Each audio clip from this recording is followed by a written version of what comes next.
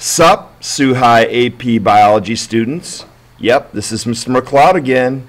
Welcome to the Chapter 54 podcast on ecosystems for this year's summer assignment. Today we will look at ecosystems in more detail and learn about what affects them both positively and negatively.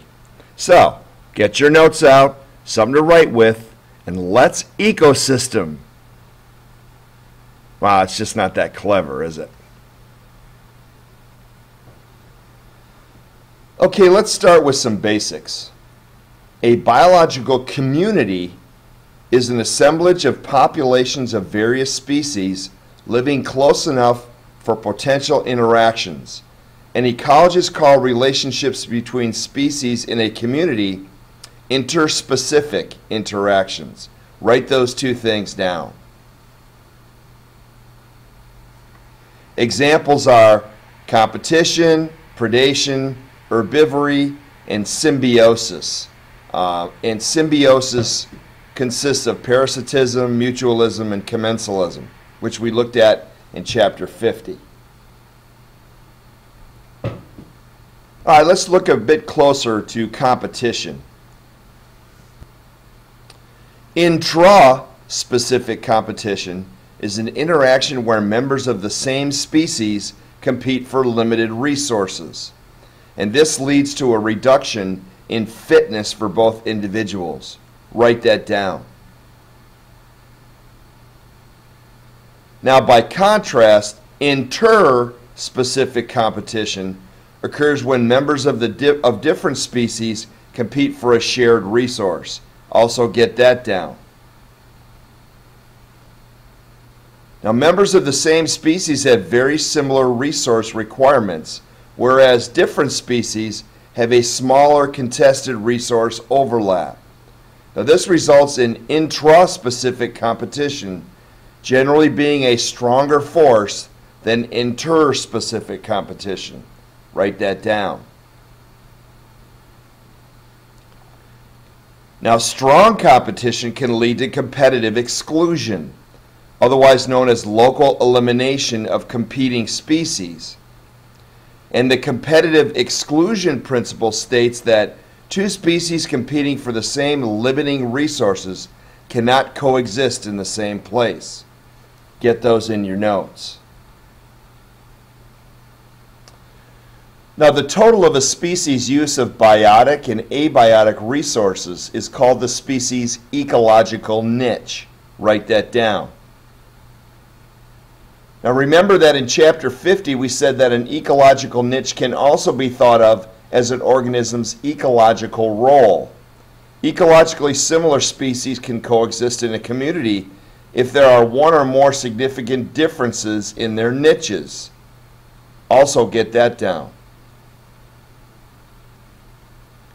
Now, resource partitioning is differentiation of ecological niches, enabling similar species to coexist in a community like you see in this picture. Write this down.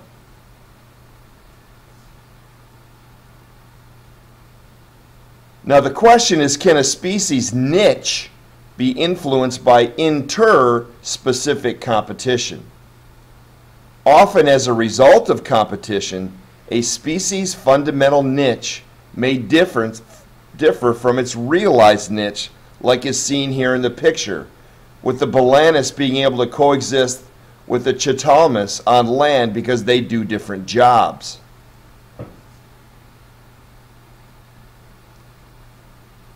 Sympatric speciation occurs when populations of a species that share the same habitat become reproductively isolated from each other and is very rare in nature. Write that down. While allopatric speciation, the most common form of speciation, occurs when populations of a species become geographically isolated, like is shown in this picture. Also get that in your notes.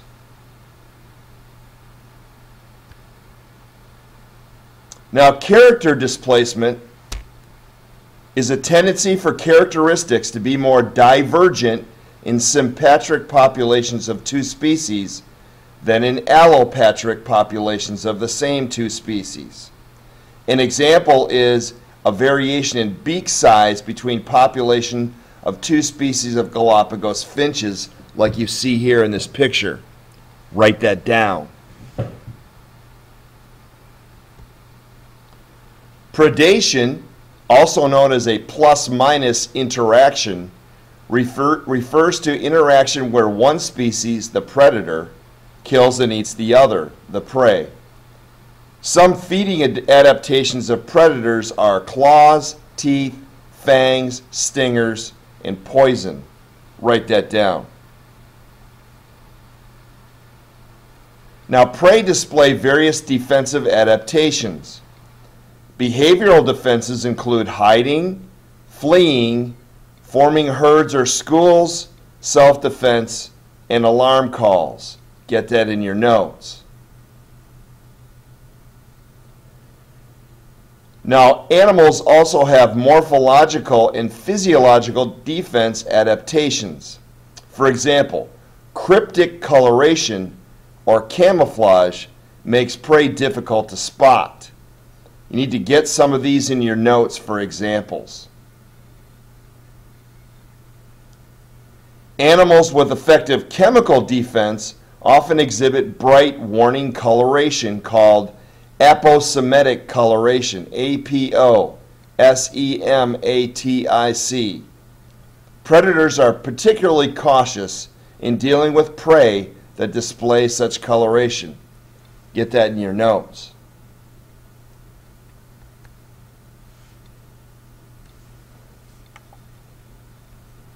In some cases, a prey species may gain significant protection by mimicking the appearance of another species. In Batesian mimicry, B-A-T-E-S-I-A-N, mimicry, a palatable or harmless species mimics an unpalatable or harmful model, like the viceroy mimics the monarch in this picture. Write that down.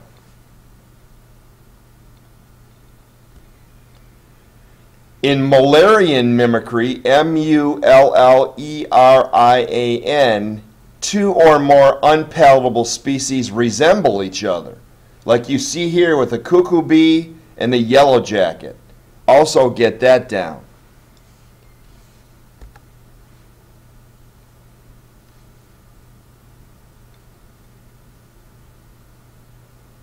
Now, herbivory, H-E-R-B-I-V-O-R-Y, like you see here, refers to an interaction in which an herbivore eats parts of a plant or algae, and it has led to evolution of plant mechanical and chemical defenses and adaptations by herbivores. Write that down.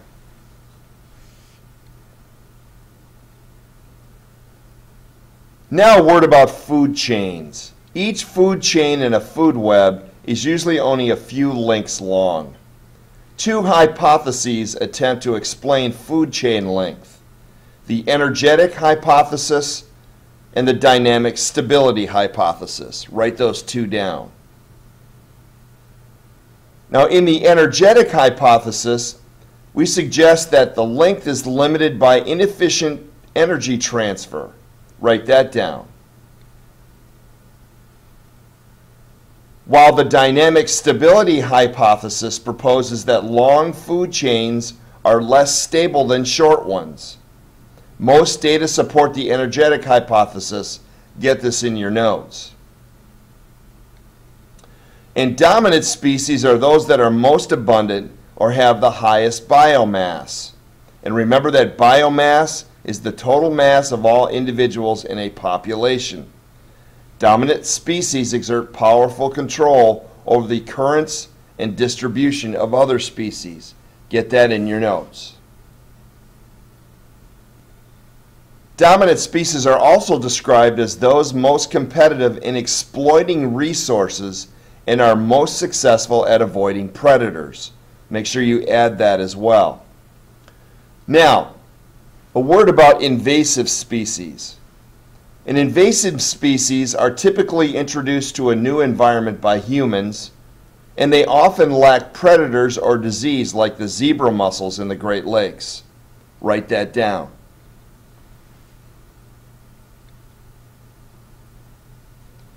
Okay, now on to keystone species. Keystone species exert strong control on a community by their ecological roles, like the example in the picture above of the starfish. Starfish eat mussels, clams, sea urchins, etc. If they are somehow removed from their habitat, the populations of these organisms would increase unchecked. Thus, the importance of the starfish as a keystone species. Write that down. Now, this is completely different than a dominant species, which is the species that predominates in an ecological community, particularly when they are most numerous or from the bulk of the biomass. They are not necessarily abundant in a community. Most communities are actually defined by their dominant species, also important to get in your notes.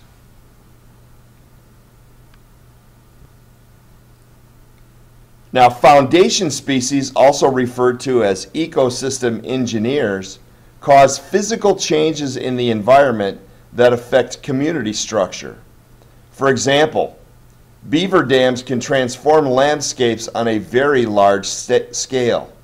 Some foundation species act as facilitators that have positive effects on the survival and reproduction of some other species in the community.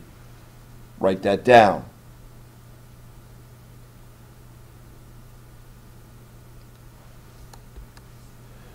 Recent evidence of change has led to a non-equilibrium model. What this does is describe communities as constantly changing after being buffeted by disturbances. Write that down. Now, a disturbance is an event that changes a community, removes organisms from it, and alters resource availability. Also write that down. Now, as you can see here in the picture, fire is a significant disturbance in most terrestrial ecosystems. It's often a necessity in some communities. The large-scale fire in Yellowstone National Park in 1988 demonstrated that communities can often respond very rapidly to a massive disturbance, which you can see here in these pictures. Now, ecological succession is the sequence of community and ecosystem changes after a disturbance. Write that down. And you can see evidence now of that right here in this picture.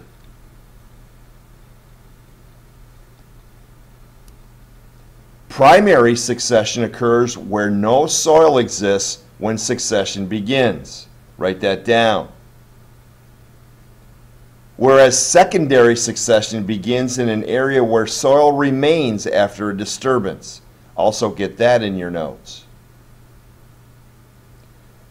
Now, early arriving species and later arriving species may be linked in one of three processes. Let's get those in your notes as well.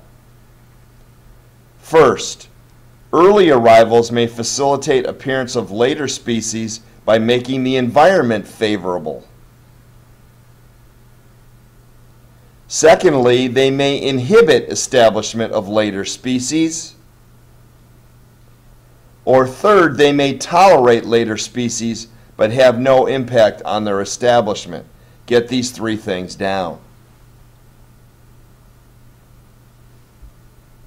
Now, of course, humans have the greatest impact on biological communities worldwide.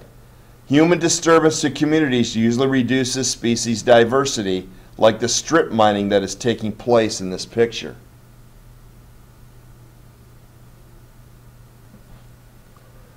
Okay, that's it for Chapter 54. Make sure you snap a picture of your notes and submit those to Moodle.